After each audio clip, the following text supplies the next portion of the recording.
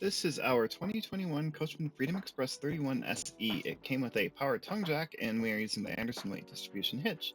We put a lot of thought into the floor plan, though the tub, bunkroom, and weight requirements limited our options. Coming around to the utility side, we see the rear slide with sewer underneath. To the left of that are cable and satellite hookups, as well as the electrical and city water connections. We then move directly to the main slide. Just past that, we see the freshwater tank drain and fill before the front storage door. Through this smaller of the two doors, you see our 58 amp cable and then the freshwater fill connection. Moving along, we see that drain I mentioned before. I believe that pipe is 2 inches and it has a blade style valve for fast draining. We're going to continue down to find our main hookups at the end of the main slide here. The cable and satellite connections on top, city water connection, and 50 amp receptacle down below. Next, we slide down to sewer. The gray and black valve handles are clearly visible. The third valve in front was added by me after we got the trailer home, and it was a fairly easy addition. On the back, we are going to see a hollow bumper for the Stinky Slinky, the water heater access panel, and a backup camera we added the day before this video. Coming to the campsite, there is a lot going on. The AC is visible up top, the big black bump there, behind the vent for the fridge. This is a 50 amp coach wired for a second AC, but we do not have that installed. Along the roofline, you see a gutter and the included 16-foot power awning with a white LED strip. Next thing back along the roofline is a shower dome, bringing us to the back of this 35.5-foot trailer where you can see one of the 4 manual stabilizer jacks. On the close-up, we see the larger storage door just in front of the awning. Coming back from that, we get to our main friction door hinge with fold-away steps. The bottle opener and leash holder is just above and to the right of the emergency slide access. A rail for a griller table is pre-installed, though it did not come with one. Here are some stickers showing you about the coach. Continuing further back, we see the heater vent, the fridge access, the stove vent, speakers, and an orange exterior light. Below the fridge access is a cable TV hookup and power outlet for watching on the coach side. Taking a quick look below that, we do see a standard dual axle suspension on this coach.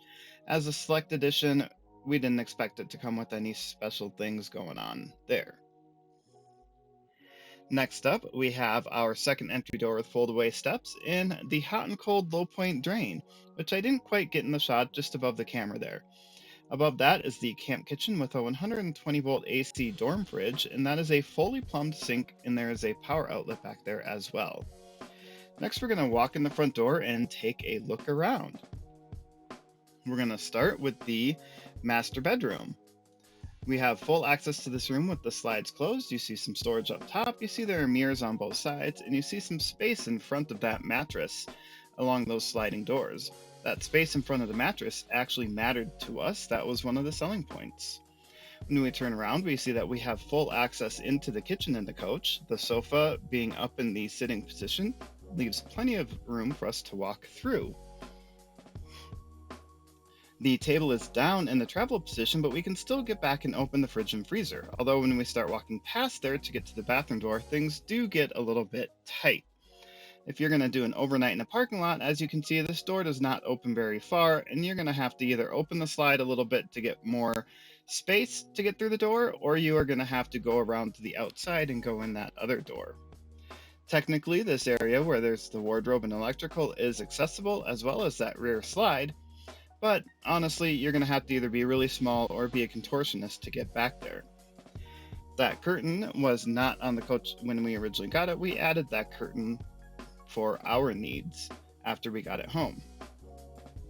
So this is the coach in slide mode, slides in, otherwise known as road mode. Next, we're going to take a moment to push the slides out, first the back one, then the front one.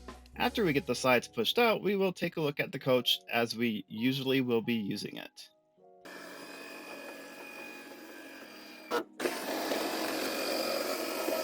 With these slides open, the camper really opens up a lot and starts to feel pretty big. We're going to start our tour of the coach completely open by heading to the back and taking a look at the bunk room. We are using this as a bunk room for kids. You could also use this as an office space with a little bit of work on your side. The overhead light in this room is not on a wall switch, so small kids will need help turning it off and on. The wardrobe has a decent amount of space, as you can see here. There is a clothes hanging rack up above where you put your hangers in, and then down below there are a couple of doors with some additional storage. Underneath this storage area is where the water heater is located. That is a 6-gallon electric and propane water heater. There's a little carpeted step leading up to the bunk and a little USB outlet there. That is the emergency exit right there, and there are blackout shades on that, as well as every other window in the coach. Each of these bunks has a light, and up above you can see another curtain that we added, and this is a different style window, but still has the blackout shade. Across the way, the slightly larger bunk has that same style window, and it does flip up to give space underneath. The light for this one is centered instead of on one side or the other, and it's actually a little out from the edge of the bed, designed more for the bunk lifted than lowered. The cushion down below did come with the coach. Those 2 cushions did come with the camper, and we did not purchase those. The 2 desks we did purchase to use for homeschooling. The bunk room does have a TV mount right there on the wall, a little coax and power for you, and then it does have a sliding door. That sliding door is held closed with a snap in travel mode, and then it slides closed like that, blocks out most of the light. There is a power outlet to the left along the floor that we just didn't quite get into the camera shot.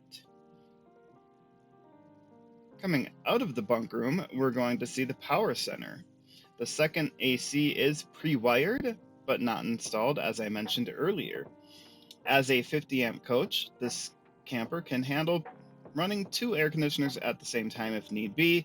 It can also handle running an air conditioner while also doing other things. There is also a DC fuse panel there that you get a little red light if one of the fuses is out. Down below we see our CO2 propane detector, and up above that we have our climate controls, and up above that we have our tank sensors and our water controls. Here in the bathroom, we see the plastic toilet. Then we come in here and look under the sink where we have already removed a false floor down there. It's a little sawdusty. We didn't vacuum it out yet, but we wanted that little extra storage. There's a GFCI outlet. That's our second door. They did not come with shades, as you saw on those doors.